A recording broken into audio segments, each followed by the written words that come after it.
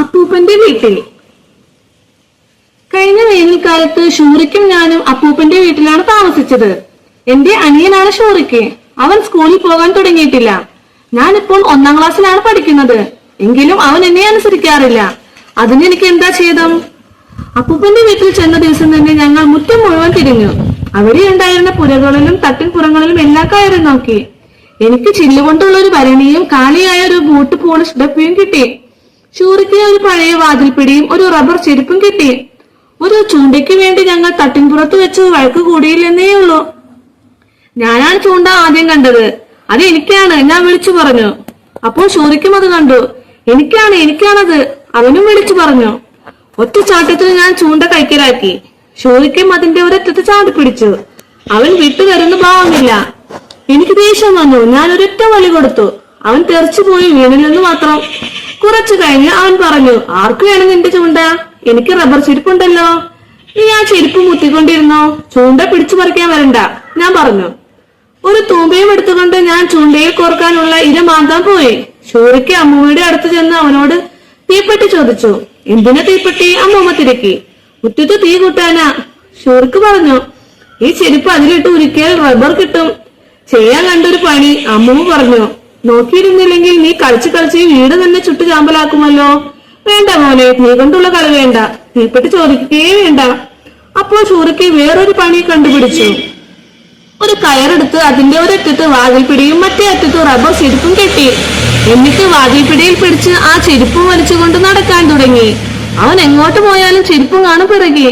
ഞാൻ ഇരമാന്തിക്കൊണ്ടിരുന്നിടത്തേക്ക് അവൻ വന്നു. വെറുതെ പാടുപെടുന്നതാ, ഒരൊറ്റ മീൻ പോലും കിട്ടിയില്ല, അവൻ പറഞ്ഞു. അതെന്താ? മീനെയെല്ലാം ഞാൻ മന്ത്രവാദം ചെയ്തു കളയും. ഇഷ്ടം പോലെ മന്ത്രവാദം ചെയ്തോളൂ, ഞാൻ പറഞ്ഞു. മാന്തിയെടുത്ത ഇരയെല്ലാം ഒരു ഡപ്പിയിലാക്കി ഞാൻ വേഗം കുളക്കരയിലേക്ക് നടന്നു. വീടിന്റെ പിൻവശത്ത് കൂട്ടുകൃഷിക്കളം വക തോട്ടം ആരംഭിക്കുന്നിടത്തായിരുന്നു കുളം.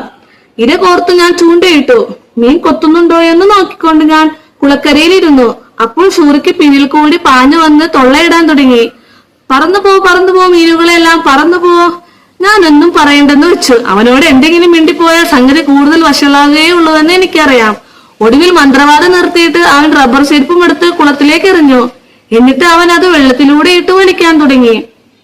പിന്നെ അവൻ വേറൊരു പണി ചെയ്തു. ചെരുപ്പ് കുളത്തിനു നടുവിലേക്ക് ഇട്ടുകൊണ്ട് കല്ലെടുത്തെറിയാൻ തുടങ്ങി. ചെരുപ്പ് മുങ്ങുന്നത് വരെ എറിയും. മുങ്ങിക്കഴിയുമ്പോൾ അത് വലിച്ചു കയറ്റും.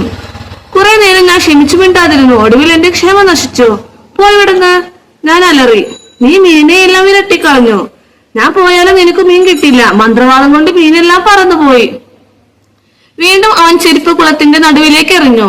ഞാൻ ചാടി എണീറ്റ് ഒരു വടിയെടുത്തുകൊണ്ട് അവന്റെ നേരെ കുതിച്ചു. ചെരുപ്പും വലിച്ചുകൊണ്ട് അവൻ ഓട്ടമിട്ടു. അവനെ ഞാൻ പിടികൂടാഞ്ഞത് അവന്റെ ഭാഗ്യം. തിരിച്ചു വന്ന് ഞാൻ മീൻപിടുത്തം തുടങ്ങി. ഒരുപാട് നേരം അങ്ങനെ ഇരുന്നു. ഉച്ചയായിട്ടും ഒരൊറ്റ മീൻ പോലും കൊത്തിയില്ല. ഷൂറിക്കിനെ അടിച്ചു ചമ്മന്തിയാക്കാനുള്ള ദേഷ്യം എനിക്കുണ്ടായി. അവന്റെ മന്ത്രവാദത്തിൽ വിശ്വാസം വന്നിട്ടല്ല, വെറും കൈയോടെ വീട്ടിലേക്ക് ചെന്നാൽ അവൻ ചിരിക്കുമെന്ന് അറിയാമായിരുന്നതുകൊണ്ട്. ഞാൻ പഠിച്ച പണി 18 നോക്കി. കരയിൽ നിന്ന് മാറിയും കരയ്ക്കടുത്തും ചൂണ്ടയിട്ടു. ആഴത്തിൽ ഇറക്കി നോക്കി, യാതൊരു ഫലവുമില്ല. വിശന്നപ്പോൾ ഞാൻ വീട്ടിലേക്ക് തിരിച്ചു. വീടിനടുത്തെത്തിയപ്പോൾ ഗേറ്റിൽ ആരോ ചുറ്റികൊണ്ട് ഒച്ച കേട്ടു. അടുത്ത് ചെന്ന് നോക്കിയപ്പോൾ അത് ഷൂറിക്കാണ്. എവിടുന്നോ ആണിയും ചുറ്റികയും എടുത്ത് വാതിൽപ്പിടി ഗേറ്റിൽ ഉറപ്പിക്കുകയാണ്. എന്തിനാ നീ ഈ പിടി തറയ്ക്കുന്നത്? ഞാൻ ചോദിച്ചു. എന്നെ കണ്ടപ്പോൾ അവൻ സന്തോഷിച്ചു. ഓ, മീൻപിടുത്തക്കാരൻ എത്തിയല്ലോ, മീനെവിടെ? എന്നെ കളിയാക്കിക്കൊണ്ട് അവൻ ചിരിച്ചു. ഗേറ്റിന് പിടിയുണ്ടല്ലോ, പിന്നെന്തിനാ ഈ വാതിൽപ്പിടി അതിൽ തറയ്ക്കുന്നത്?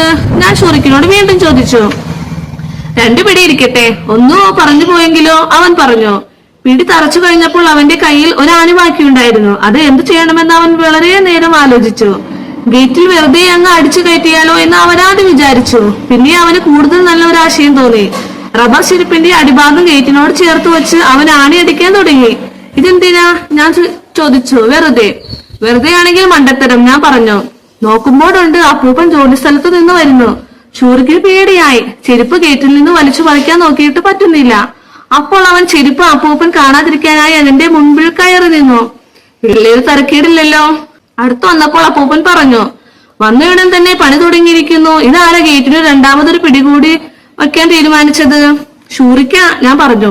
അപ്പൂപ്പൻ തൊണ്ട ഒന്ന് ശുദ്ധമാക്കി. കൊള്ളാം, ഇപ്പോ ഗേറ്റിനു 2 പിടിയായല്ലോ. ഒന്ന് മുകളിലും ഒന്ന് താഴെയും. തീരെ പൊക്കം കുറഞ്ഞ ആരെങ്കിലും വന്നാൽ താഴത്തെ പിടി ഉപയോഗിക്കാമല്ലോ.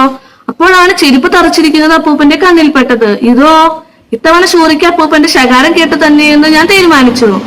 അവന്റെ മുഖം തൊടുത്തു. എന്തു പറയണമെന്ന് അവന് അറിഞ്ഞുകൂടായിരുന്നു. ഇത് എഴുത്തുപെട്ടിയായിരിക്കും, അപ്പൂപ്പൻ പറഞ്ഞു.